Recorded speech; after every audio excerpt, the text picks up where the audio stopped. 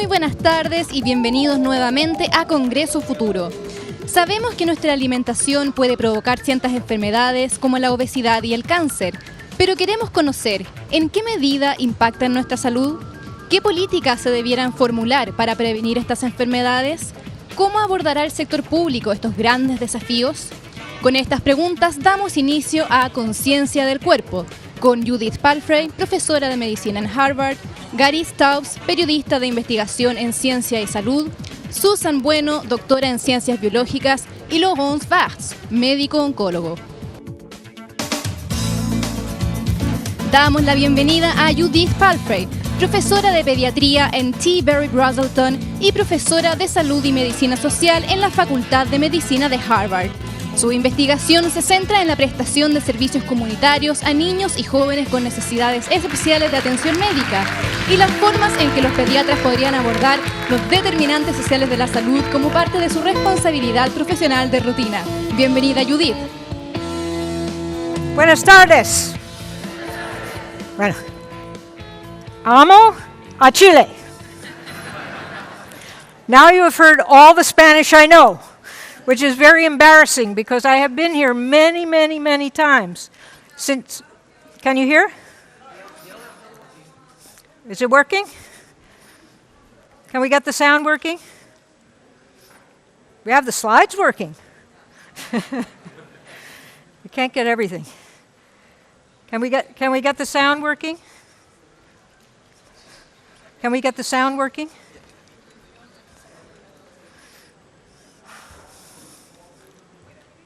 What's that? Wait a minute. Okay. Go back to the. Must I turn on?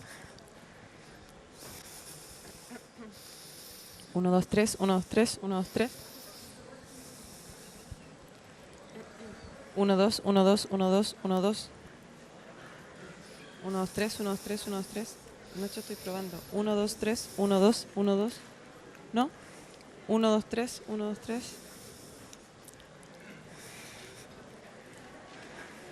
1, 2, 1, 2, 1, 2.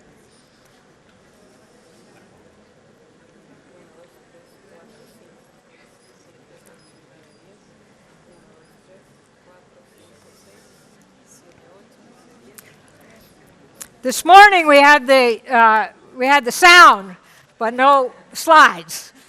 So now you have the slides, and I may have to just talk very loud. Shall we try that? So Ned, you're my guy. Hand up if you cannot hear me, okay? Can you hear me? In the back? Can you hear me in the back? En español. Hola. What's that? Hola. Now what? No, now I can talk. Ahora puedo hablar. Ahora puedo hablar. Muy bien. Okay. So let's start again with my Spanish. Empecemos de nuevo con mi español. Buenas tardes. Amo a Chile. Yeah, that's all the Spanish I know. Y eso sería todo mi español. Me da vergüenza porque he estado aquí muchas veces. De hecho, mi primer viaje a Chile fue en el año 2006 y visité a Chile porque Michelle Bachelet, la presidenta, ¿se acuerdan de ella?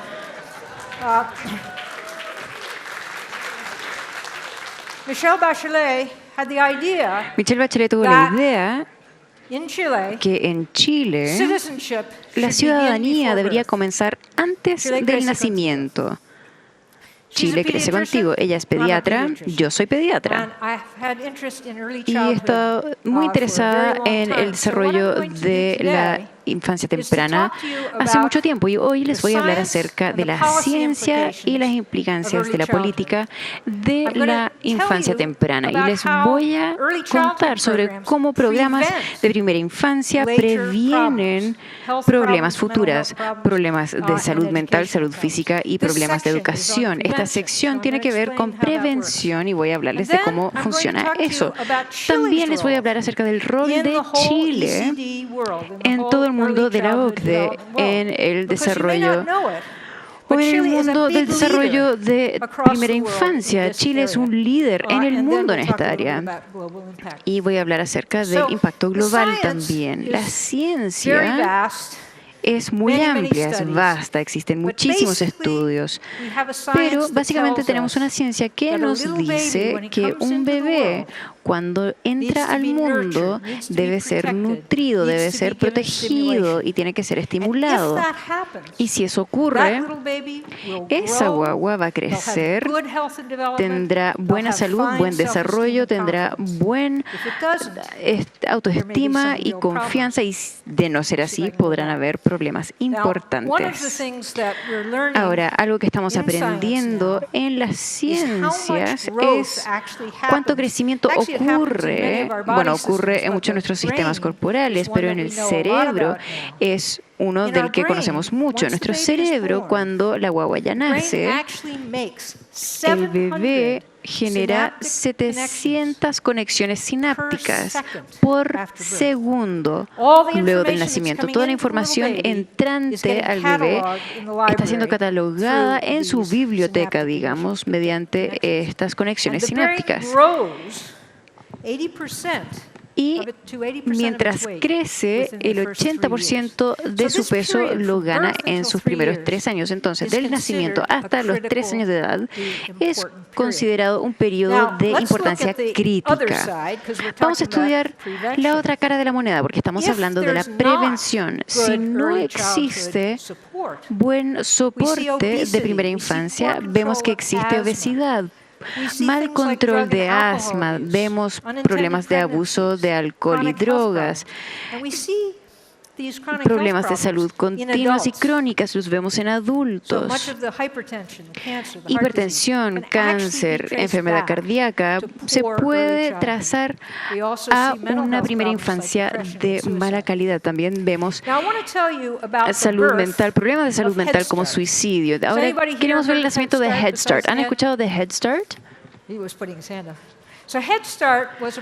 Bueno, Head Start fue un programa que comenzó en los años 1960 y se inició por un hombre llamado Julius Richmond y una mujer llamada Betty Caldwell. Y ellos son los héroes de primera infancia.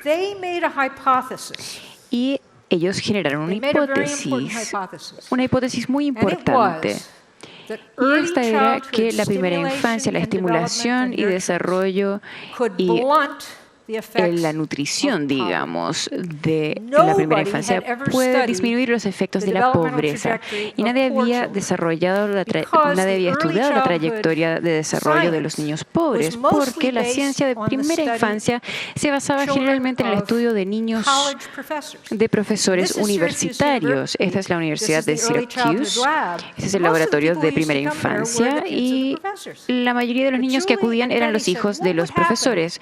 Pero Richmond y Caldwell dijeron, ¿qué ocurre si estudiamos a los niños que provienen de la pobreza? Y esto es lo que encontraron.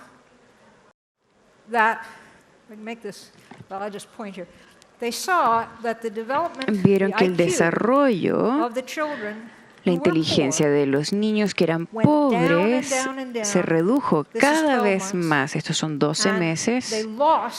Y perdieron su capacidad de hacer algo del aprendimiento que los otros niños estaban aprendiendo. Y esto lo documentaron una y otra vez. Se preguntaron, ¿qué hacemos? Bueno, ¿qué pasa si intervenimos? Si esto involucraba nutriendo a los niños, estimulación, trabajando con los niños, proporcionando a los padres el conocimiento de primera infancia. Y ¿cuál fue el resultado? Pudieron traer a estos niños al nivel de etapa regular, y esto fue increíble. Ahora, recuerdan que les mencioné que hicieran esto y preguntaron, ¿podemos amortiguar el efecto de la pobreza? Ahora, si recuerdan, en la década de los 60, se había declarado una guerra contra la pobreza, pero no tenía soldados, no tenía municiones. Pero había escuchado de Julie Richmond y dijo, aquí hay alguien que tal vez sepa algo sobre cómo afectar la pobreza. Y aquí está Dr. Richmond cuando se firmó el inicio de Head Start. Y Head Start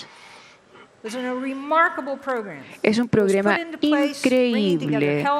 Reunió salud, nutrición, educación de primera infancia, servicios sociales y el involucramiento parental. No puedo sobreenfatizar la importancia del involucramiento, el compromiso de los padres y reclutación de voluntarios. Y esto es muy importante. La participación máxima posible de los pobres. No hagamos las cosas a las personas, hagamos las cosas con las personas, capacitaciones, etc. Ahora en los Estados Unidos existen más de 30 millones de egresados de Head Start.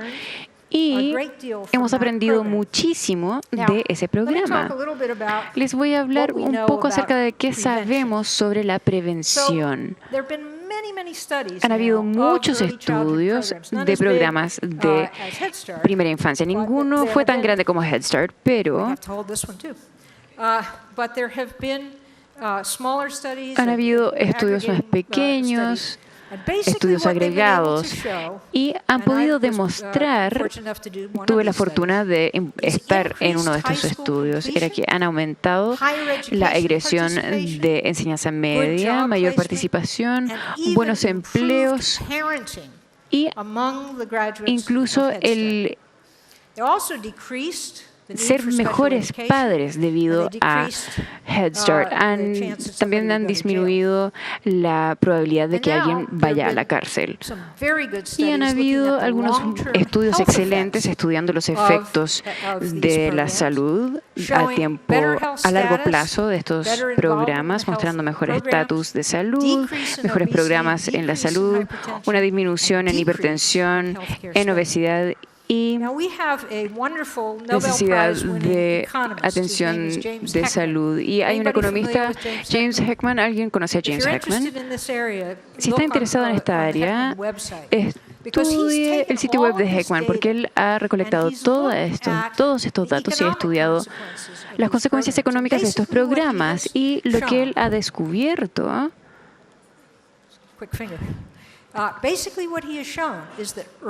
descubierto que programas de primera infancia tienen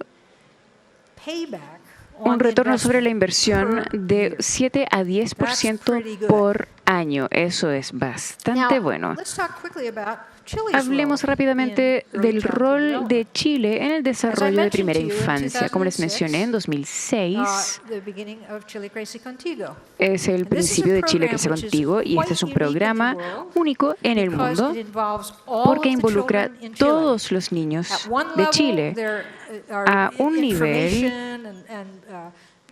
Existe información y recursos que pueden usar padres en todo Chile o apoderados, y hay programas muy específicos para niños y también programas para niños que están que tienen algún tipo de problema de desarrollo. Es un programa que comienza con el nacimiento y ahora llega a la educación básica. Y este año fue el aniversario número 10 de Chile Crece Contigo y hubo muchas celebraciones. Y se demostró que aquí en Chile están gastando 0,5% del PIB, de Producción Interno Bruto, y pueden ver cómo está en comparación a otros países, y esto ha aumentado en el tiempo. Y esto es difícil de ver. Aquí está Chile. Este es Chile, el cuarto gasto mayor en infancia temprana es aquí en Chile. Y aniversario número 10, hubo muchas celebraciones hablando de los números de niños que se habían servido, atendido, los materiales que se entregaron y también camas y juegos y juguetes y alimentos. Y hubo un informe que la presidenta Bachelet entregó que más de 2 millones de mujeres embarazadas se habían monitoreado. De 6 de cada 10 nacimientos eran ahora asistidas por un miembro de la familia. Esto fue un cambio enorme en la práctica. Hubo contacto de piel a piel con los bebés y también y el entregar pecho por los primeros 6 meses. Muchos niños fueron protegidos por el programa. Y una de las partes muy interesantes para mí, 40% de los niños que se habían retrasado ahora estaban al mismo nivel de los demás. Y estas son estadísticas increíbles. Ahora, un punto muy importante sobre Chile Crece Contigo es que es un programa que comenzó con un gobierno, continuó con el siguiente y volvió con el próximo gobierno. Y habiendo escuchado al presidente electo Piñera hablar de este tema, ¿qué va a seguir con este gobierno? No es un tema político, es un tema de importancia para todo el país. Entonces, ¿cuáles son algunos de los desafíos? Existe el desafío de mantener una alta calidad, asegurarnos de que todos los niños estén recibiendo estos programas que deberían estar recibiendo a nivel local.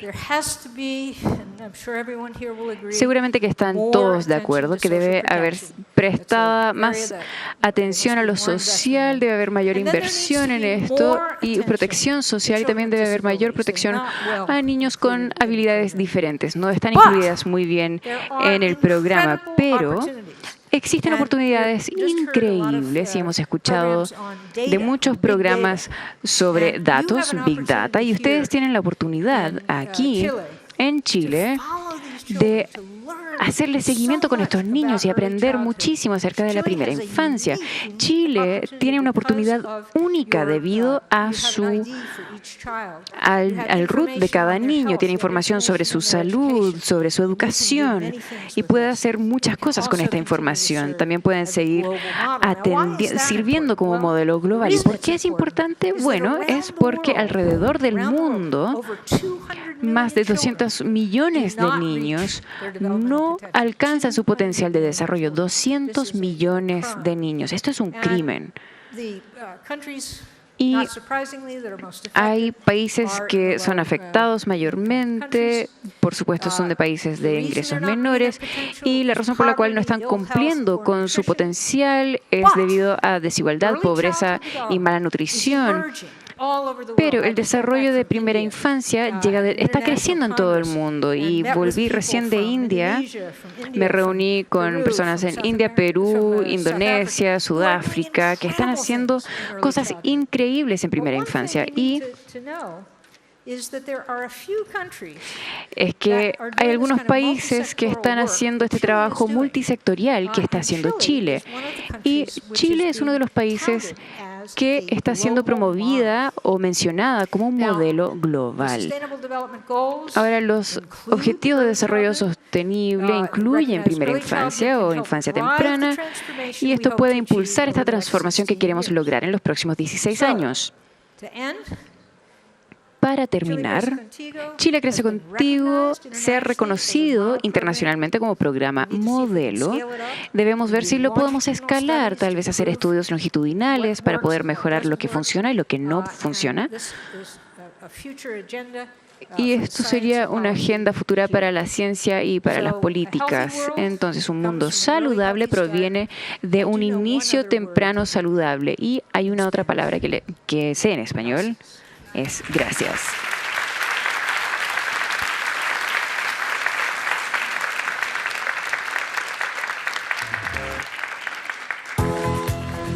Agradecemos a Judith Palfrey, profesora de medicina en Harvard.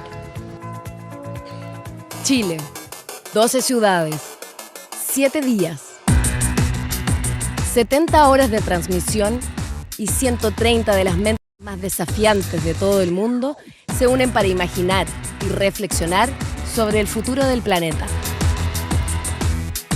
El mayor encuentro de ciencia e innovación de América Latina. Congreso Futuro. Ideas para cambiar el mundo. Del 15 al 21 de enero. Chile. 12 ciudades.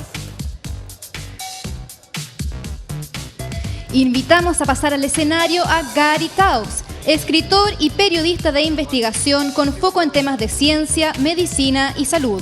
Gary es cofundador de la iniciativa Ciencia de la Nutrición y autor de múltiples bestsellers en temas de nutrición. Ha sido galardonado con varios premios de periodismo, entre ellos el de la Fundación Robert Wood Johnson. Recibamos a Gary Taubes con un aplauso. Thank you. It's a great honor to be Es un honor estar acá. Muchas gracias. And it'll be an even greater honor. There we go. Bueno, voy a hablar no tanto sobre el futuro, sino que el pasado más que nada. No voy a hablar sobre... Bueno, voy a hablar sobre la ciencia positiva y negativa.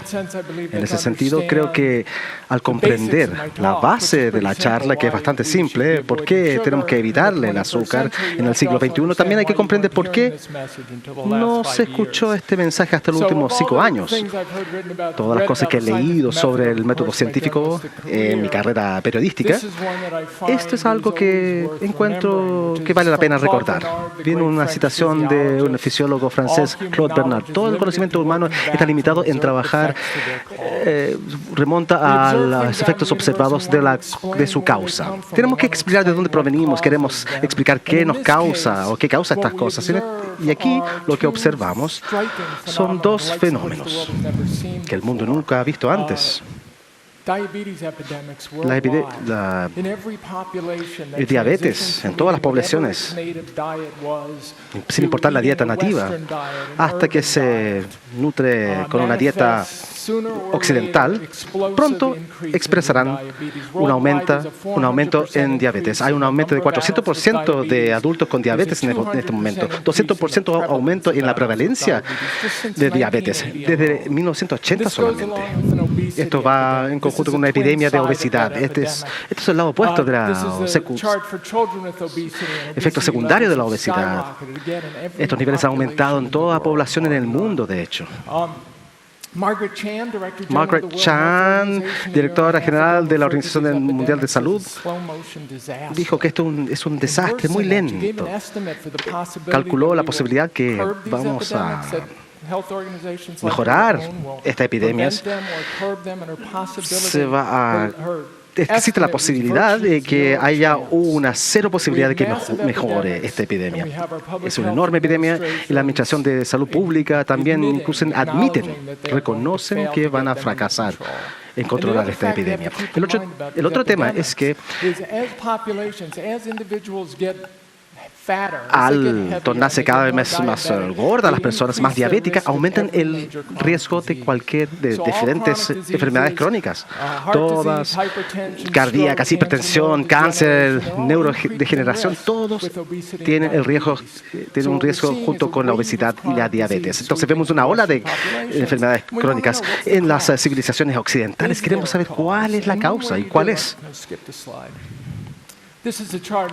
Aquí hay un cuadro en Estados Unidos, 700% de aumento en diabetes, 700% aumento de diabetes desde los 60. Imagínense cualquier enfermedad, aparte de la obesidad y diabetes, mostrando un aumento de 700% en prevalencia durante 50 años solamente. Y entonces, mucho equipo de investigación y doctores tratando de averiguar cuál es la causa del problema, si fuera así. Aquí pensamos que sabemos. Lo que hay que hacer cuando se busca la causa de una epidemia, hay que volver al comienzo, remontar con esa bola. Uno va a África, el dengue, ¿de dónde uno busca? ¿De dónde provino? ¿Qué podemos aprender cuando la población recién manifestaron esta enfermedad y se encuentra el comienzo de estas epidemias?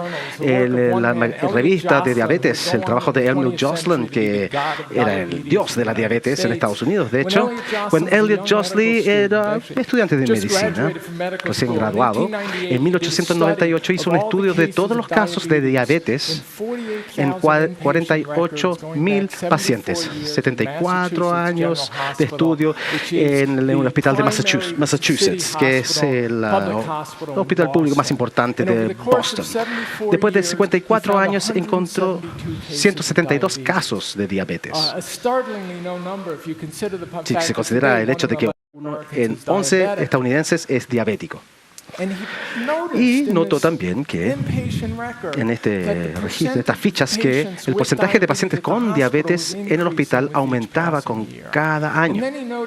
Y después notó que el número total, que en el pasado 13 años, desde el 88 hasta el 1885, hubo la misma cantidad de casos de diabetes que en los 61 años previos. Aquí está la epidemia en los registros médicos del Hospital de Pennsylvania, en Filadelfia. Y se puede ver aquí. Bueno, el láser no funciona. Estos hospitales importantes de Filadelfia, 0 casos, de hecho, en diabetes, hasta al comienzo del siglo 1900, y ahí aumentó.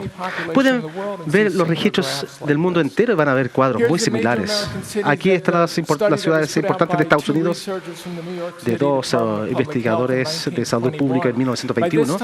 Ya Joslin en sí se refería a la diabetes como una epidemia y mencionaba que la mortalidad de diabetes en algunas ciudades norteamericanas había aumentado 400% desde la guerra civil. La pregunta es, ¿qué está sucediendo y por qué debiésemos culpar al azúcar por esto? Azúcar siempre fue el sospechoso. A comienzos del siglo XIX o siglo XX, a comienzos, el consumo de azúcar había cambiado demasiado desde el siglo XVIII. En Estados Unidos estamos comiendo 5 libras per cápita de azúcar. Para 1900 consumimos 90 libras per cápita. Y este siglo, con la revolución industrial, hubo un cambio drástico en el consumo de azúcar. Los dulces, el chocolate, la industria de helados, todo fue creado a comienzos de 1840. Y antes no se necesitaba, antes se compraba azúcar en un barril, en lotes, para cada hogar. En 1800, ahí comenzó la industria de la bebida. Y aquí, 20 años después, en Pensilvania, se puede ver un aumento increíble en la prevalencia de diabetes. La pregunta es, bueno, el sospechoso era el azúcar y la gente pensaba eso. Frederick Allen, que es autoridad de diabetes en Estados Unidos antes del interés de Joslin, dijo que el consumo de azúcar está aumentando y generalmente se reconoce que el diabetes está aumentando y hasta cierto caso su incidencia es el mayor entre todas las razas y clases de la sociedad que consumen mayor cantidad de azúcar. Se asocia bastante con el diabetes. Emerson y Larimore, que redactó ese paper o el artículo de 1924, mencionó lo mismo. Diabetes está aumentando, está en aumento, el consumo de azúcar está en aumento, es el sospechoso principal. ¿Qué sucedió entonces con esta hipótesis?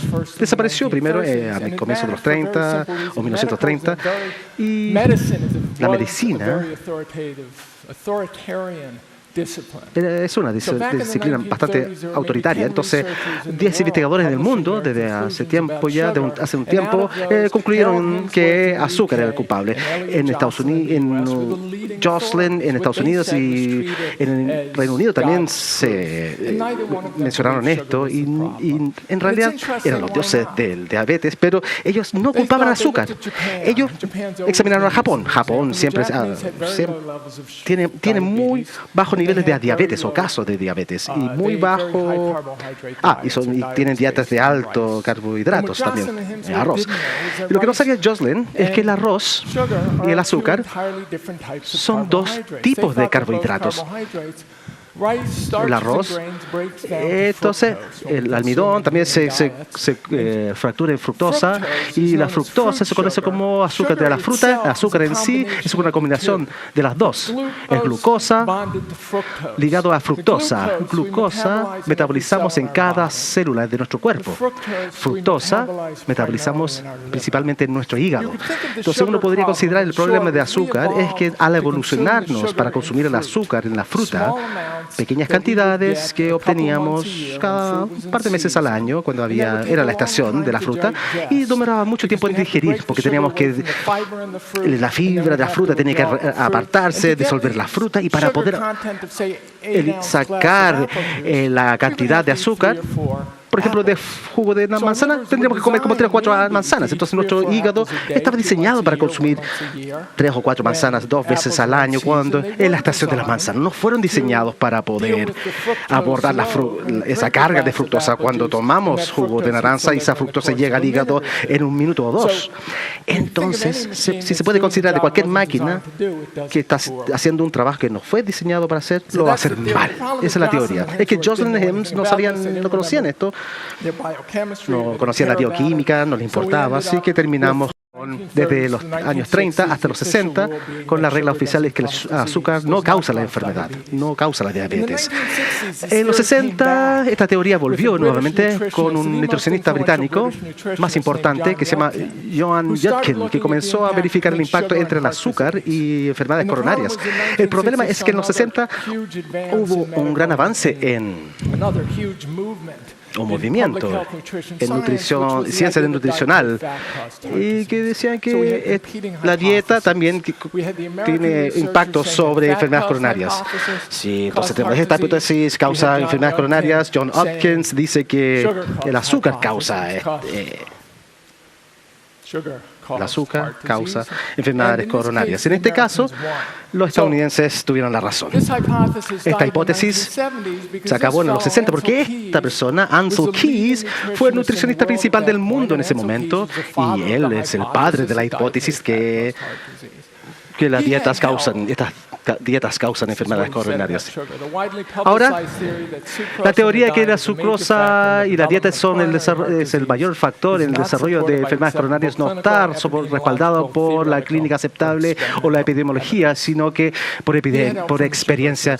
Y le pertenece a la asociación del azúcar. La industria del azúcar también estaba bajo amenaza por cualquier tipo de hipótesis que el azúcar causa obesidad, enfermedades coronarias, diabetes. Así que le pagaron a un equipo de científicos en los 70s, liderados por alguien que se llama Fred Stair, gran nutricionista, un influyente en Harvard, para crear un informe echándole la culpa a la grasa por enfermedades coronarias en vez del azúcar. Y en los 70 esta hipótesis fue descartada debido a la filosofía los investigadores que estaban en competencia ahí, la influencia del azúcar y de la industria del azúcar. Y luego las cosas cambiaron y aquí es donde se torna interesante porque la ciencia va en el rumbo correcto. Desde los 60 hasta hoy tenemos esta hipótesis que la grasa de la dieta causa enfermedades coronarias aumentando el colesterol.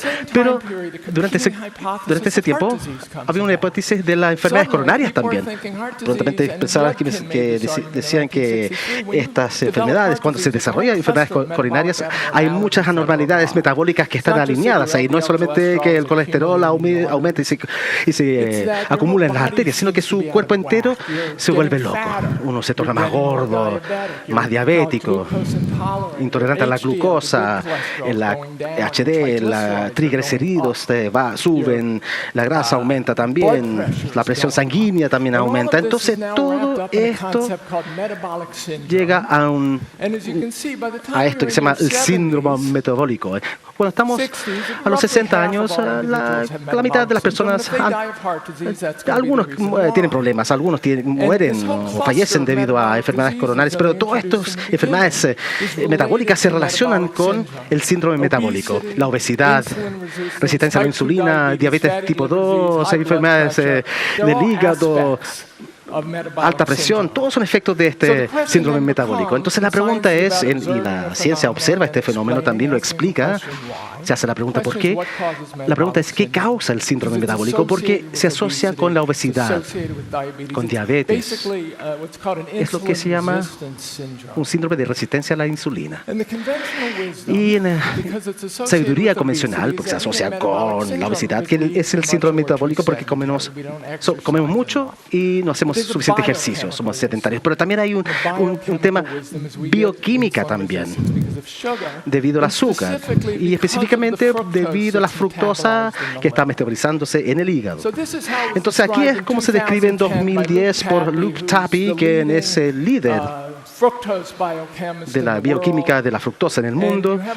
Y hay diferentes mecanismos aquí que han sido identifica que, comenzando con los componentes de la fructosa en el azúcar que termina con resistencia a la insulina, la parte inferior, incluye un aumento de masa corporal, grasa corporal, dislipidemia, que es colesterol LHD muy baja, triglicéridos muy altos, alta presión sanguínea, entre otras. Y también hay un mecanismo por el cual la fructosa lleva a esta enfermedad a través de la resistencia a la insulina, enfermedades coronarias, vasculares, infarto, hipertensión.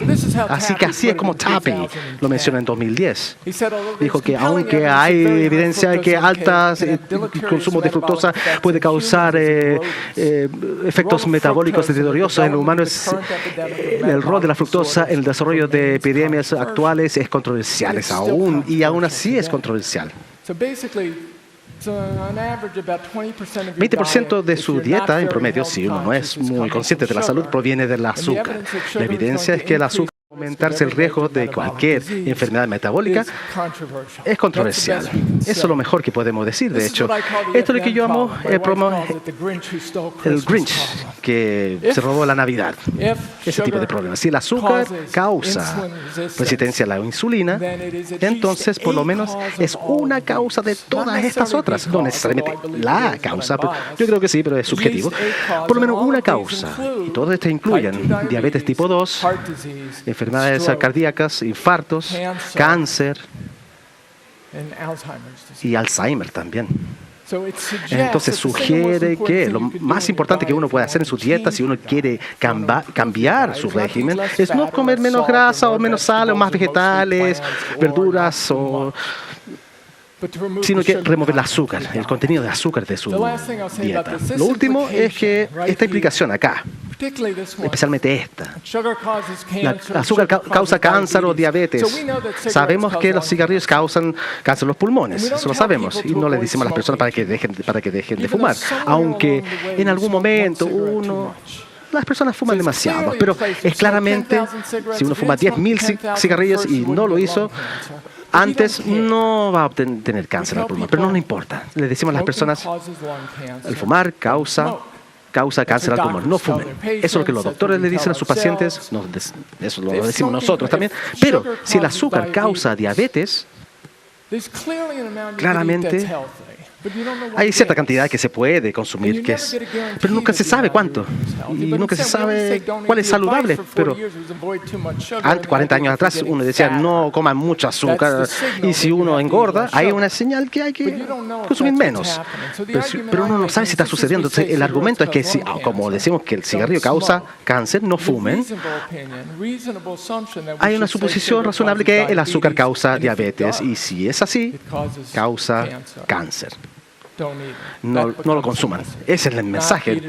No en moderación, no se lo consuman en moderación, no lo eviten, no traten de comer demasiado, sino que no lo coman, simplemente no lo consuman y no se lo den a sus niños. Muchas gracias. Agradecemos a Gary Taut, periodista de investigación en ciencia, medicina y salud. Estamos perdiendo más de 150 especies de plantas y animales cada día. Los datos son el nuevo petróleo del mundo. Nuestros polos se están derritiendo. Estamos buscando nuevos planetas habitables. Los próximos 100 años pueden ser la mejor o la peor historia de la especie humana. ¿Qué futuro quieres construir? Toma conciencia hoy. Congreso Futuro. Ideas para cambiar el mundo. Démosle la bienvenida a Susan Bueno, doctora en Ciencias Biomédicas de la Universidad de Chile y tecnóloga médica de la misma casa de estudios. Actualmente, Susan es profesora del Departamento de Genética Molecular e investigadora en Inmunología e Inmunoterapia del Instituto Milenio. Su línea de estudios consiste en desarrollar terapias para enfermedades infecciosas causadas por bacterias patógenas. Con ustedes, Susan Bueno.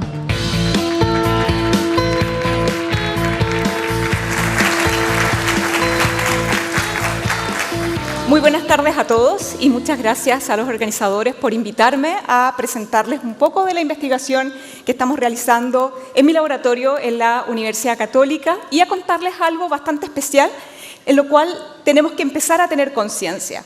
Dado de que este panel es sobre conciencia del cuerpo, hay una relación entre el intestino, el sistema inmune, que es modulado por los microorganismos y que, dependiendo de nuestras decisiones diarias, podemos modularlo y afectarlo. Entonces, primero voy a partir contándoles qué son los microorganismos. Los microorganismos son seres vivos microscópicos, por lo tanto, los tenemos que ver en un microscopio. No son visibles a simple vista, pero están alrededor de todos nosotros. En este minuto estamos rodeados totalmente de microorganismos. ¿Y qué tipo de microorganismos son los que existen? Tenemos las bacterias, los protozoos, los hongos y los virus. Todos nosotros nos acordamos de estos microorganismos porque son parte de lo que hemos conocido por toda nuestra vida como microorganismos infecciosos, ¿verdad? Pero tengo que decirles que solamente el 1% de los microorganismos de este tipo son microorganismos que causan enfermedad, el resto son muy beneficiosos. Ahora, pueden colonizar lugares que son bastante diversos, como por ejemplo el fondo marino o incluso los tejidos de los mamíferos. Y en este punto es donde yo quiero que tomemos conciencia de cómo nos ayudan estos microorganismos y cómo tenemos que cuidarlos. Ahora, ¿cómo los podemos estudiar? Durante mucho tiempo lo hemos podido estudiar principalmente a través de medios de cultivos en el laboratorio, pero solo una cantidad muy baja de estos microorganismos pueden cultivarse en el laboratorio y por lo tanto durante muchos años no conocimos todos los microorganismos que estaban presentes por fuera de nosotros y dentro de nosotros. Actualmente se han desarrollado técnicas de biología molecular que nos han permitido identificar a los microorganismos a través de su material genético, el DNA. Con esta información y con estas tecnologías hemos descubierto que estamos totalmente rodeados de microorganismos y que son fundamentales para nuestra salud. Dentro de los órganos que están siendo colonizados por microorganismos día a día sin que nosotros nos demos cuenta es el intestino. El intestino es un órgano que nosotros utilizamos y que lo conocemos como el necesario para poder digerir nuestros alimentos. Y dentro de este intestino vamos a tener un grupo de microorganismos que se denomina la microbiota. La microbiota intestinal, entonces, va a ser todos los microorganismos que viven sobre y dentro de nosotros y que son necesarios para nuestra salud. Si nosotros miramos el intestino y nos damos cuenta y analizamos por estas metodologías que les comenté anteriormente cuántos microorganismos tenemos en cada uno de estos sectores del intestino, tenemos que en el estómago tenemos menos de 1000 microorganismos. Cuando bajamos hacia un sector que se denomina el intestino delgado, encontramos que va aumentando la cantidad de microorganismos que están presentes. Luego, cuando llegamos a una parte más posterior, que es el intestino delgado que toma contacto con el intestino grueso, tenemos una cantidad mucho mayor de microorganismos y, de hecho, el intestino grueso, que muchos de ustedes deben conocerlo bien porque o tenemos colon irritable o tenemos algún problema de salud relacionado con el colon, están poblados por miles de millones de microorganismos. Sin ellos no podemos vivir. Entonces, si miramos en qué consiste el sistema digestivo, que está rodeado y cubierto por esta cantidad de microorganismos, el sistema digestivo es necesario para la digestión de los alimentos. ¿Y por qué necesitamos alimentarnos? Necesitamos alimentarnos porque dentro de los alimentos van a estar los nutrientes requeridos para que todos nuestros tejidos puedan funcionar apropiadamente y podamos obtener la energía.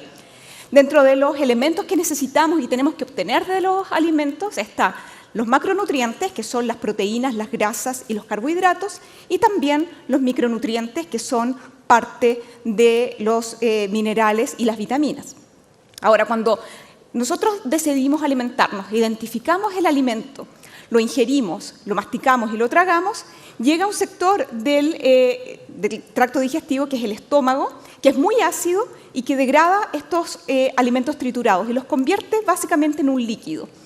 Este líquido va a pasar hacia el intestino delgado, en donde dos órganos sumamente importantes, que es el páncreas y el hígado, van a secretar una serie de componentes que van a permitir que estos alimentos se digieran, y estos totalmente digeridos, ya en las moléculas más pequeñas para poder ser absorbidas, pasan al intestino delgado, y en el intestino delgado van a tener un largo tránsito para poder ser traspasado desde el lumen intestinal hacia la sangre y nuestros tejidos.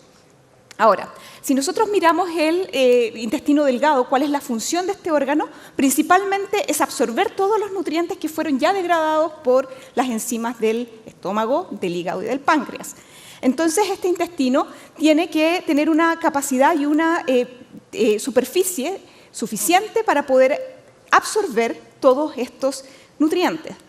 Para esto, el intestino está formado por una serie de pliegues, miles de pliegues, en los cuales se encuentran unas estructuras que se denominan vellosidades intestinales. Si miramos las vellosidades intestinales de una forma microscópica, nos damos cuenta que están formados por una capa única de células que nos separa del medio externo y del medio interno. Medio externo están los nutrientes, medio interno está el sistema circulatorio que nos va a permitir transportar ahora todos estos nutrientes desde el intestino hacia el resto de nuestros tejidos. Ahora, cuando el intestino delgado ya absorbió todo lo que pudo absorber y no hay alimentos que no pueden ser absorbidos, van a pasar al intestino grueso. Y en el intestino grueso se va a absorber el líquido que no ha sido absorbido por el intestino delgado, se van a formar las deposiciones, vamos a seguir adquiriendo todos los nutrientes que obtuvimos de esta alimentación y lo que no nos sirve lo eliminamos. Ahora, dentro de este proceso, el intestino no funciona solo. Es necesario, sobre todo en la parte del intestino grueso, que existan estos miles de millones de microorganismos. Ahora, ¿cómo llegaron estos miles de millones de microorganismos a nuestros tejidos? Primero, tenemos que saber que dentro de todos nuestros órganos que pueden estar colonizados por microorganismos, el intestino delgado y el intestino grueso son los que tienen la mayor cantidad. Estos microorganismos se originan o los heredamos básicamente desde nuestra madre, la cual a través del canal del parto o a través del canal del parto y durante también el proceso de gestación se empieza a transferir los microorganismos de la madre al hijo. En ese proceso, una vez que el niño nace, específicamente cuando nacemos por parto normal, pasar por el canal vaginal, recibimos todos los microorganismos que están presentes en este sector, que son de nuestra madre. Y posteriormente vamos a recibir los microorganismos a través de la leche materna y algunos también sustratos desde la leche materna para que estos microorganismos puedan crecer.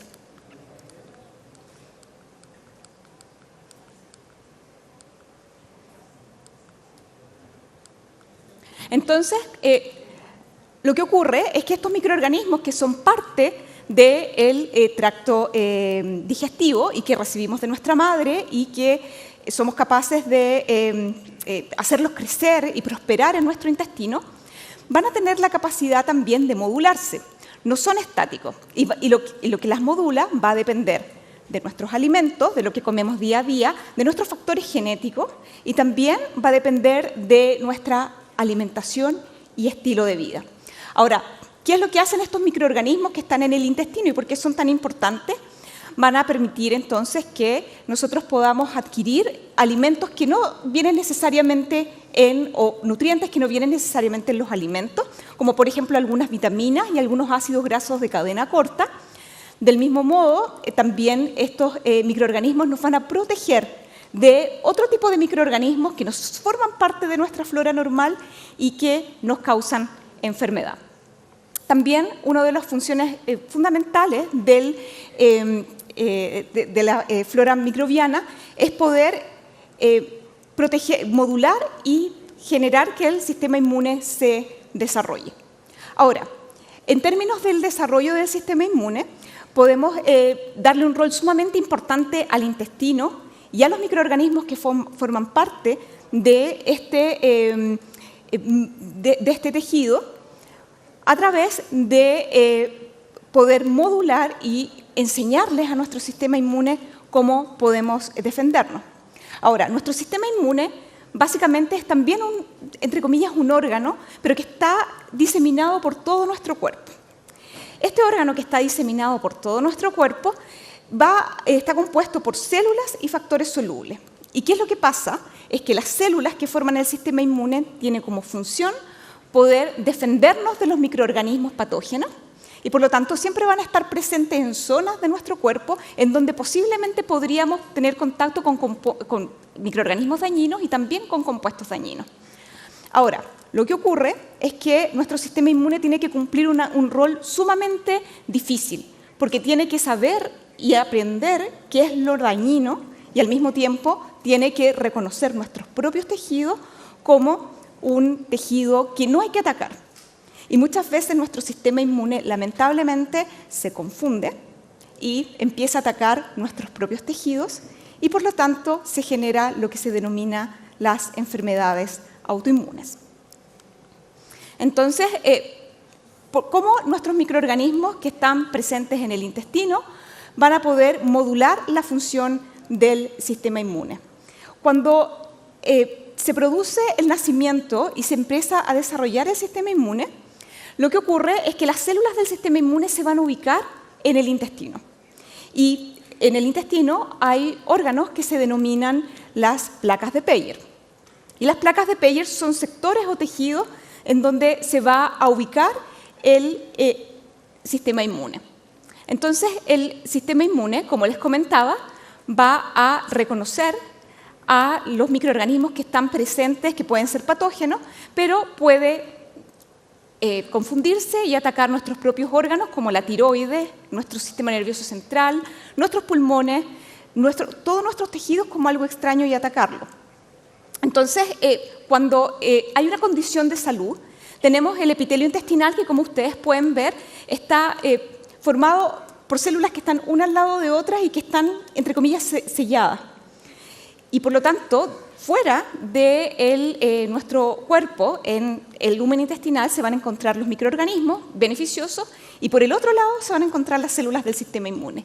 Y esta interacción entre estos tres elementos va a permitir que el sistema inmune, por una parte, reconozca lo que es dañino, y esto se los enseñan los microorganismos que son parte de nuestra flora normal, y al mismo tiempo van a aprender a reconocer cuáles son los elementos que no deben atacar.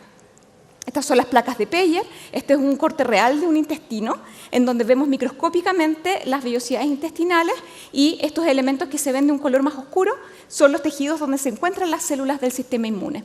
Entonces, como vemos los microorganismos en la parte de arriba, en el medio las células del epitelio intestinal y abajo las células del sistema inmune. Esta interacción va a permitir entonces que nuestras células puedan regularse y puedan atacar lo dañino y tolerar lo propio. Ahora, ¿qué pasa? Cuando estamos en una condición de enfermedad, como por ejemplo alguna infección, también pueden ser enfermedades autoinmunes en donde se produce excesiva inflamación, medicamentos, alimentos que son inflamatorios o tenemos una alergia alimentaria, este equilibrio se rompe y por lo tanto nuestras células epiteliales que forman el intestino pierden esta capacidad de estar juntas unas con otras y se separan. Y esto es lo que se denomina la permeabilidad intestinal. Cuando esto ocurre, existe la posibilidad de lo que está en el lumen intestinal que se traspase hacia la zona más profunda de los órganos y por lo tanto puede activar el sistema inmune de manera normal y también puede generar enfermedades inflamatorias. Uno de los elementos que puede causar este daño en el epitelio intestinal y que se rompa este equilibrio son las enfermedades infecciosas. En mi laboratorio nosotros estudiamos la gastroenteritis infecciosa y que consiste, todos en algún minuto hemos tenido gastroenteritis, ¿verdad? Nos hemos comido algo que estaba contaminado y terminamos con dolores, espasmos abdominales o fiebre, deshidratación, vómitos, diarrea y que en los casos más severos puede causar la muerte. Entonces, cuando consumimos un alimento infectado, y en este caso les voy a mostrar el ejemplo de una bacteria que estudiamos en mi laboratorio que se denomina Salmonella, esta bacteria le gusta vivir en los huevos de las gallinas. Cuando tomamos estos huevos de las gallinas y las utilizamos para generar un alimento preparado como la mayonesa y no lo guardamos a una temperatura apropiada, lo que va a ocurrir es que vamos a consumir a la bacteria presente en esta comida preparada. Va a causar la gastroenteritis, va a causar la diarrea y puede contaminar el medio ambiente. En países en los cuales no hay tratamientos de agua o se utiliza el agua directamente de los regadíos para beber, puede generar una nueva reinfección que hace que mucha gente se comprometa, o en algunos casos puede ser usada para regar algunas verduras y frutas que se comen crudas y por lo tanto también puede generar un alto número de individuos que se infecten. Y también puede reinfectar a las aves, las cuales a su vez van a volver a colocar huevos que están siendo contaminados con esta bacteria. Esta bacteria tiene una capacidad bastante importante de afectar los 3 elementos claves que hemos hablado hoy día. Por una parte, modifica la microbiota intestinal y la elimina. Por otra parte, es capaz de invadir las células del epitelio intestinal y también es capaz de invadir y matar algunas células del sistema inmune que se encuentran en esta zona subepitelial. Adicionalmente, esta bacteria es capaz de esconderse al interior de una célula en particular del sistema inmune, que se llama célula dendrítica, y esta célula la transporta hacia órganos más profundos y puede generar una inflamación y una infección muy grave. Ahora, ¿qué acciones nosotros tenemos que tomar para evitar que los microorganismos nos afecten y nos alteren este equilibrio tan importante entre el intestino, el sistema inmune y nuestra microbiota? Aproximadamente, incluso en el siglo XX, al inicio del siglo XX, las enfermedades infecciosas eran la primera causa de muerte en el mundo. Básicamente porque antes del 1880 no se conocía que los microorganismos eran los causantes de las enfermedades infecciosas y por lo tanto se sabía que posiblemente el agua estaba contaminada, pero no sabíamos cómo tratarlas porque no conocíamos los microorganismos. Pasteur fue un químico francés que investigó y generó la teoría de que los microorganismos son los causantes de las enfermedades infecciosas y esto nos pudo ayudar a generar estrategias para poder reducir el número de infecciones, como por ejemplo la generación de vacunas, la higiene, el tratamiento de aguas, por ejemplo, y también hay 2 elementos que son fundamentales para el control de las enfermedades infecciosas, como son los antibióticos y las vacunas. Pero ojo, los antibióticos que empezaron a estar disponibles desde el 1940 de manera masiva, también han traído algunos problemas porque nos han movido hacia el otro extremo. Y les voy a explicar por qué. Básicamente, ya sea por uso excesivo de antibióticos, es decir, usarlos cuando no se necesitan, cuando hay infecciones que no son bacterianas, o incluso en lugares no regulados, en donde los animales de producción son tratados con antibióticos para engorda, aumentan nuestra exposición a este tipo de compuestos, que lo que hacen, básicamente, si en la parte superior observamos cómo debe ser una microbiota normal, en la parte inferior observamos que el uso de antibióticos va a reducir y va a transformar la diversidad de microorganismos que están en nuestro intestino y, por lo tanto, nos puede hacer mucho más susceptibles a inflamación y también a infección por otro tipo de microorganismos, sin hablar de lo que implica la resistencia a antibióticos. Nosotros en nuestro laboratorio, adicionalmente, hemos tratado de estudiar si el uso de antibióticos para tratar enfermedades como, por ejemplo, la salmonela, puede producir un efecto a largo plazo. Y lo que observamos que en individuos en el laboratorio que son infectados con cepas virulentas de salmonela, producen en su intestino, después de un tratamiento con antibióticos, cuando ya la bacteria se eliminó, una mayor inflamación intestinal que podemos ver en este gráfico como los puntitos que están con un asterisco arriba. Quiere decir que hay mucha mayor inflamación en los individuos que fueron infectados por una cepa infecciosa de salmonela y que además fueron tratados con antibióticos. Por lo tanto, los antibióticos nos ayudan para sanarnos de infecciones, pero su uso excesivo o incluso la infección más el uso de antibióticos pueden predisponernos al futuro a enfermedades inflamatorias. Nosotros creemos que básicamente lo que ocurre es que la infección con este microorganismo que se denomina salmonela, cuando lo tratamos con antibióticos, favorece que se quede viviendo toda la vida al interior de unas células del sistema inmune que van a favorecer la infección sistémica. Entonces, ¿cómo podemos nosotros tratar? Entonces, ¿qué otro factor nosotros deberíamos considerar para tratar de cuidar este eje sistema inmune, intestino y microorganismo? Uno de los efectos clave o los elementos clave es la alimentación. Nosotros, si vemos este gráfico, aproximadamente desde unos 500 años atrás, o 5.000 años atrás, se empezó a realizar el cultivo de alimentos. Anteriormente todo era caza y recolección. Y a partir de las últimas décadas, diríamos, los últimos 200 años, hemos hecho una modificación tan importante de los alimentos cuales consumimos. Por ejemplo, la globalización, la modificación genética de los alimentos, el uso de pesticidas, el uso de preservantes. Por ejemplo, agregar productos químicos a los alimentos para que se mantengan por mucho tiempo y puedan viajar largas distancias. Comer alimentos que no están en estación. Todo esto ha ocurrido en una época de tiempo muy corta, comparado a todo el tiempo, si ustedes ven en esta línea, que dice desde 2 millones de años atrás aproximadamente, desde cuando se tomó control del fuego y se empezaron a cocinar los alimentos, hemos pasado un periodo muy largo de nuestra evolución consumiendo alimentos naturales y locales. En los últimos años, digamos en los últimos siglos, hemos modificado tanto la producción de alimentos que nos estamos exponiendo como nunca a componentes que nunca habíamos tenido acceso. Y por lo tanto, nuestros genes y nuestra microbiota no evolucionan tan rápido para poder responder a esto. ¿Y cómo lo evidenciamos? Básicamente los alimentos naturales son alimentos con los cuales hemos vivido todo el tiempo desde nuestra evolución. Y actualmente tenemos una disponibilidad tan grande de alimentos procesados, de alimentos refinados y la presencia de preservantes que esto ha tenido y se ha demostrado que tiene un efecto en la microbiota. Básicamente los alimentos que son naturales y que son altos en fibra son requeridos para un crecimiento apropiado de los microorganismos que están en nuestro intestino y que nos ayudan a regular todo esto. ¿Qué pasa con alimentos que son altos en azúcares, por ejemplo?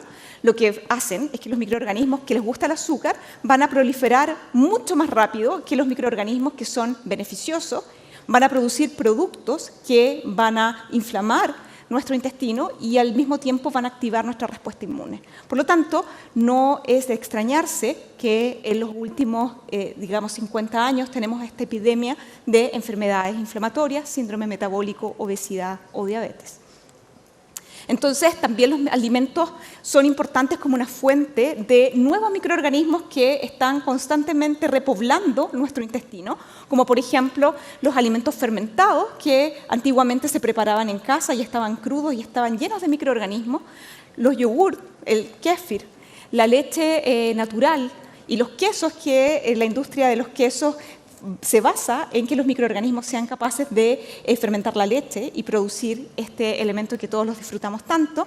Sin embargo, ¿cuál es el escenario que tenemos hoy en día? Que no tenemos tiempo de preparar estos alimentos, que tenemos que preocuparnos de no infectarnos con microorganismos y por lo tanto todo tiene que estar estéril. La leche, los alimentos fermentados vienen pasteurizados, es decir, sin microorganismos. Los yogurt vienen en cajas que duran aproximadamente 1 año, sin microorganismos. La leche también se procesa, se esteriliza, viene sin microorganismos y el queso actualmente, como lo conocemos, viene incluso en sobres cerrados cada uno. Entonces, nuestra exposición a microorganismos que nos pueden enriquecer nuestra microbiota intestinal se ha reducido fuertemente. Por otro lado, también tenemos a través de la ingestión diaria de, por ejemplo, alimentos que los guardamos en envases plásticos y que pueden liberar productos químicos que afectan nuestro intestino, el uso indiscriminado, por ejemplo, de antiinflamatorios u otro tipo de drogas, la contaminación de las aguas con algunos metales pesados o el uso de herbicidas y pesticidas. Todos estos elementos los consumimos a través de los alimentos, los cuales necesariamente van a afectar nuestra microbiota, porque nuestra microbiota lo puede tomar directamente nuestras bacterias y pueden eliminar algunos que son beneficiosos. También pueden modificar los químicos que son procesados por el hígado para ser eliminados de manera segura y los microorganismos pueden volverlos a formas tóxicas. También estos compuestos pueden eliminar y reducir fuertemente los microorganismos que están en el intestino o también pueden cambiar la actividad metabólica de estos microorganismos. Por lo tanto, todo esto lo que consumimos, nuestras decisiones diarias de higiene, de qué tipo de alimentos consumimos, si conocemos lo que estamos consumiendo, son fundamentales para mantener este equilibrio. ¿Y cuál es mi recomendación? No son ni nuevas drogas, ni nuevas vacunas, ni nuevas terapias, sino que algo tan simple como conocer la fuente de nuestros alimentos y cocinar en casa.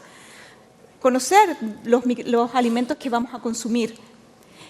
Cuando son alimentos que no son naturales, leer las etiquetas y ver qué es lo que tienen. Si hay más de 5 o 6 ingredientes en un alimento, hay que poner banderas rojas porque posiblemente vamos a estar consumiendo compuestos químicos que van a afectar a nuestra microbiota. Cocinar en casa y invitar a nuestra familia a compartir nuestra mesa, además de ser un acto saludable, es un acto de amor. Y además los invito a todos los chilenos a disfrutar de todas las cosas maravillosas que tenemos en nuestro país, toda la diversidad y toda la maravilla de los alimentos que producimos localmente, a descubrirlos y conocerlos.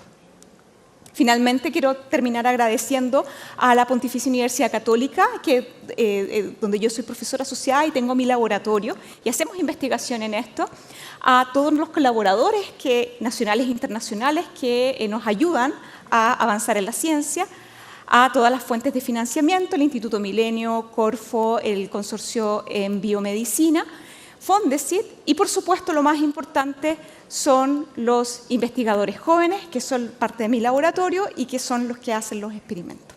Muchas gracias. Muchísimas gracias, Susan. Despedimos a Susan Bueno, profesora e investigadora de Instituto Milenio. Chile, 12 ciudades, 7 días, 70 horas de transmisión y 130 de las mentes más desafiantes de todo el mundo se unen para imaginar y reflexionar sobre el futuro del planeta. El mayor encuentro de ciencia e innovación de América Latina. Congreso Futuro, ideas para cambiar el mundo, del 15 al 21 de enero. A continuación, invitamos al escenario a Laurence Barthes, médico, oncólogo y radioterapeuta. Hace 20 años, Laurence creó un grupo multidisciplinario en la Escuela Politécnica de Francia, con biólogos, matemáticos y físicos para investigar terapias alternativas que combatan el cáncer. Dejamos con ustedes a Laurence Barthes.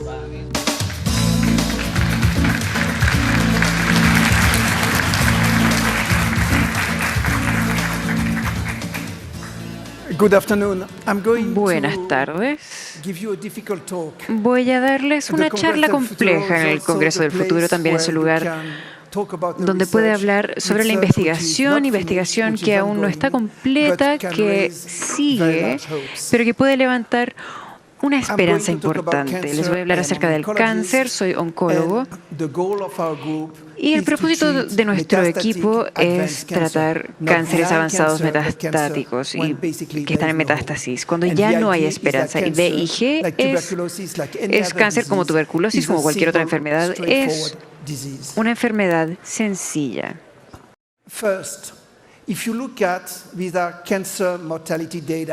Primero, aquí tenemos los datos de la mortandad del cáncer. Estos son datos estandarizados. Se puede comparar lo que es comparable. Pueden ver la curva verde, es el cáncer pulmonar, el número de muertes por cada 100.000 personas.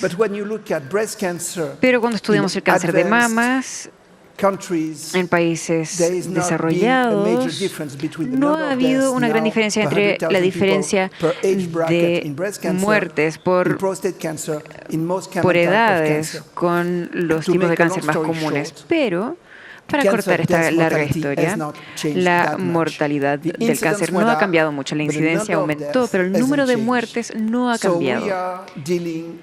Así que estamos lidiando con un problema científico y parte del problema es la ciencia misma. Si usted estudia la biología, es un desastre.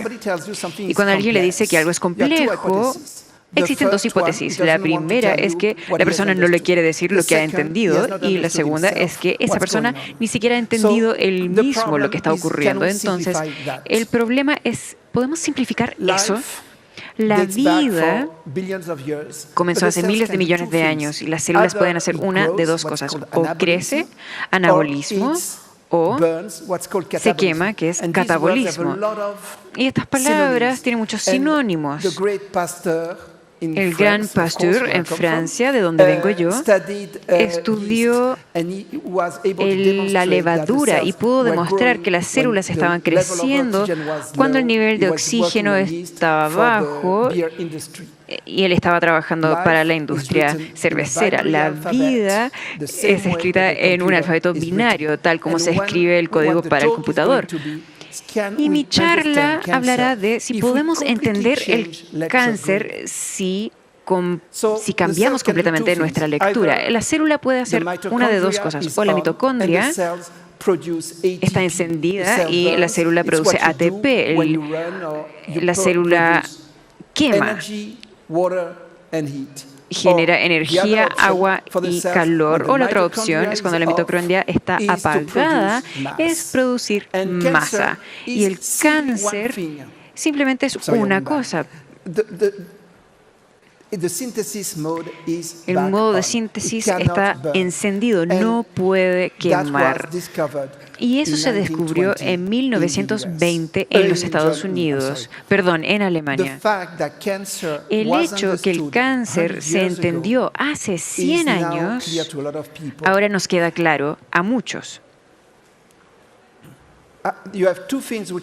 Hay dos cosas que son posibles. O las células queman, la glucosa es quemada y se convierte en la mitocondria, o hay un problema y las células aumentan su volumen, y eso se llama el efecto Warburg. Y todo lo que puede ver en el cáncer se puede resumir en el efecto de Warburg. El cáncer no es más complejo que ninguna otra enfermedad. La mitocondria está apagada, las células no pueden quemar energía, y como no pueden quemar, están aumentando en tamaño y llega a ser tan duro como una piedra. ¿Cómo podemos tratar el cáncer ahora que sabemos que es una enfermedad puramente metabólica? Y esto se puede resumir con el efecto Warburg. Si usted está en su laboratorio, puede hacer muchas cosas. Reañade las mitocondrias a las células, los tumores ya no crecen. El problema es que no puede hacer eso en los pacientes. Debe encontrar otra manera de hacerlo.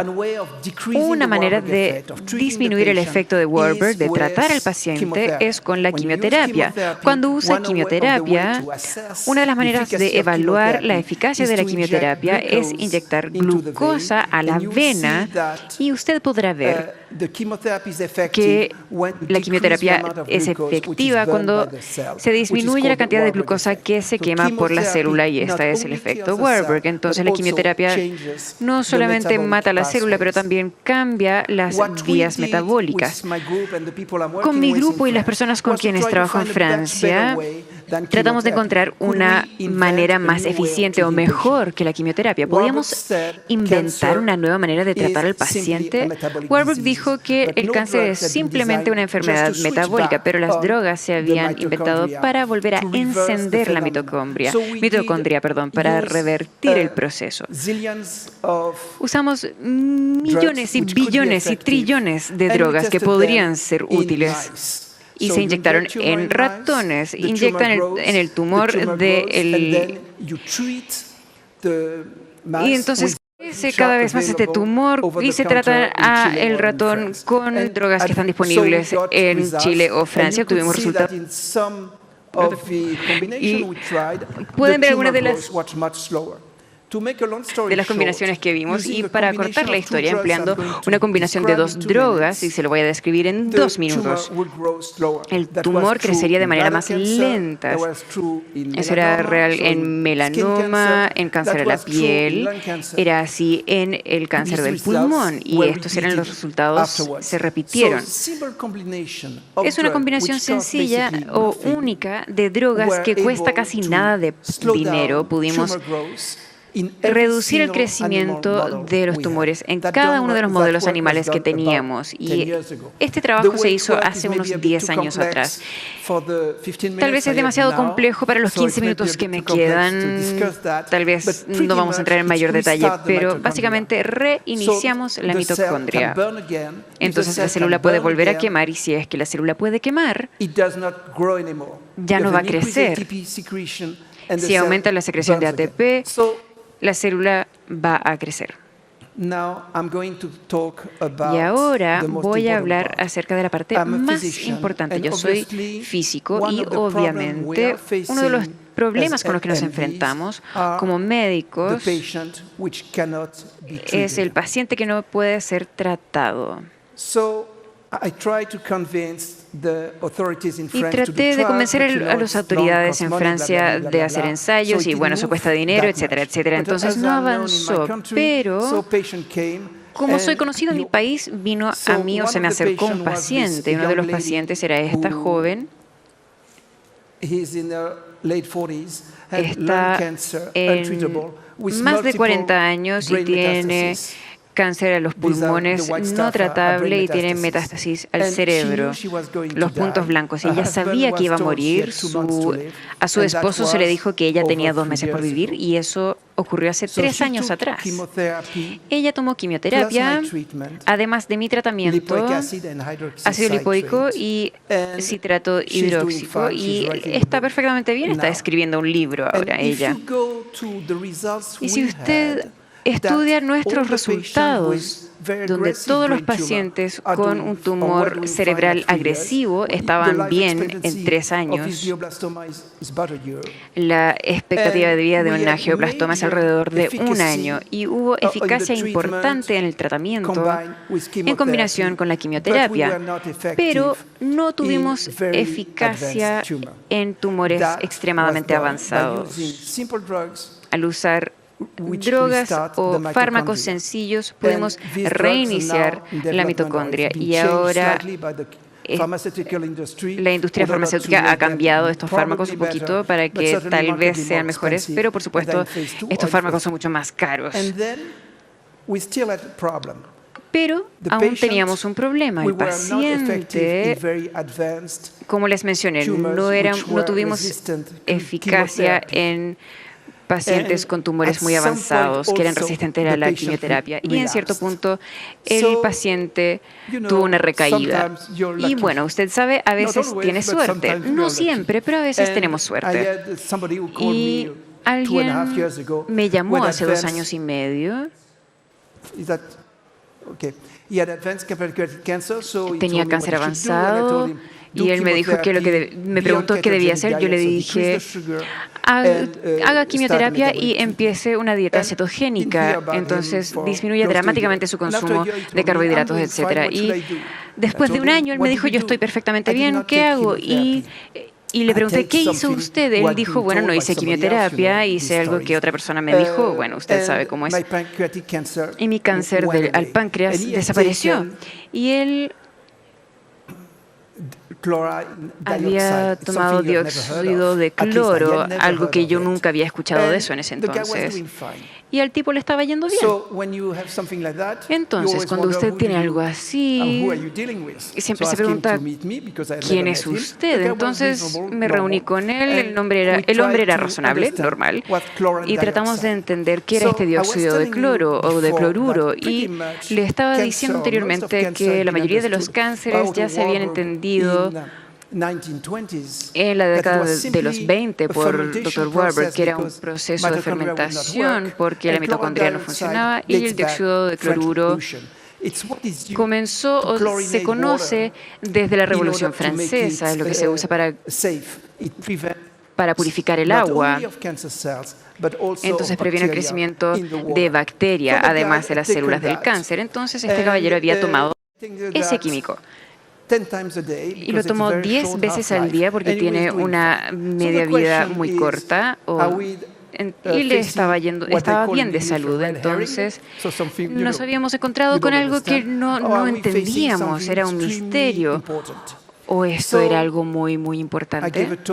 Entonces hice una charla en Francia, este paciente estuvo presente en esa charla y tratamos de tratar otros tipos de pacientes, o por lo menos pacientes que iniciaban su propio tratamiento. Y el primero era un bioquímico de una de las universidades importantes en Francia. Tenía cáncer de próstata avanzado y uno es muy doloroso y también puede medir el marcador del tumor. Y este paciente está bien, desapareció el dolor. Y luego, él no estaba haciendo quimioterapia, ninguna hormona, simplemente tratamiento metabólico y dióxido de cloruro. Este paciente que le estoy mostrando aquí, este es el marcador de cáncer al páncreas metastático, y puede ver que cuando esta paciente comenzó el tratamiento era en la cima o el punto máximo, y esta mujer le habían dicho que iba a vivir por 2 meses más, pero ahora ella está muy bien. Los marcadores de tumores se redujeron de manera dramática y ella está de muy buena salud en este momento. El punto que les quiero comunicar son muchos puntos. Primero que todo, el cáncer tal vez no son muchas enfermedades, es una enfermedad sencilla, que es la fermentación del azúcar. Entonces es muy importante disminuir el consumo del azúcar, como mencionaron las otras dos personas, pero también disminuir el efecto de Warburg. Y esto se puede hacer con fármacos muy sencillos que no cuestan casi nada de dinero. El tratamiento debería buscar reiniciar la mitocondria para que las células puedan volver a quemar, y si la célula quema no puede crecer. Por eso salimos a correr o caminamos, es para quemar la grasa, y es lo mismo si es que la célula del cáncer quema nuevamente, no puede crecer. Es siempre difícil hablar de algo tan complejo como el cáncer. Cuando hablamos sobre un proyecto de investigación continua que sigue en efecto ahora, vemos muchos datos muy interesantes. Pacientes parecen estar respondiendo de manera positiva. No sabemos a estas alturas si lo que tenemos se reproducirá por otros grupos de investigadores. No sabemos si es universal. Es posible que lo sea, pero no sabemos aún. Y los ensayos clínicos son requeridos con desesperación. Los ensayos clínicos no requieren involucrar a un sinnúmero de pacientes. Es muy sencillo comprobar la eficacia de un tratamiento cuando lidia con una enfermedad que mata dentro de semanas o meses. Y uno de los objetivos en venir al Congreso Futuro es compartirles esta información y posiblemente iniciar ensayos clínicos en Chile. El último punto que les quiero comunicar es que estamos lidiando con algo que es un problema científico. ¿Qué es el cáncer? ¿Cómo tratamos a todas estas personas? Les podemos ofrecer esperanza, pero en cierto punto llega a ser el problema de la población completa. Ha llegado la hora para que los ensayos confirmen o informen lo que tenemos y conocemos. Ya es hora que la población en general cambie lo que es una enfermedad mortal. Muchas gracias. Agradecemos a Laurence Paz, médico, oncólogo y radioterapeuta. Y reiteramos los agradecimientos también para Judith, Gary y Susan por sus interesantes ponencias.